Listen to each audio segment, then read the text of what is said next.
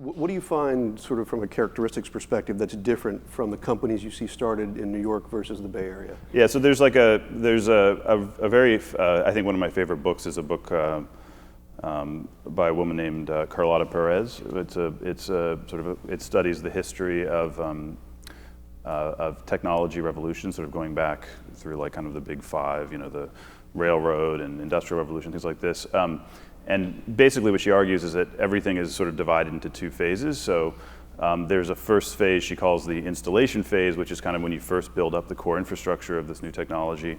And then the second phase is what she calls the deployment phase, which is you take the technology and apply it to lots of new areas. So for example, like look at the automobiles, for example, where the kind of first phase was lots of activity in Detroit where people are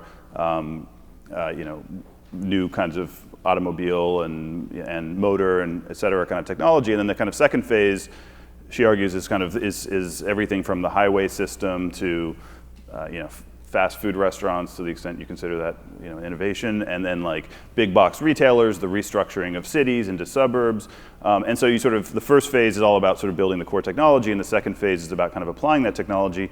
And so to jump forward, I think that's sort of where we are with information technology, is we're in that second phase, where 1950 through probably 2000 were the first phase where kind of you're building up all the core, and of course that stuff continues. But now a lot of what's going on in information technology is applying it to various industries, and just like with the prior technological revolutions, that application tends to happen outside of the origin of the new technology, and it happens in cities like New York. And I think what you're seeing now is in New York, you're sort of seeing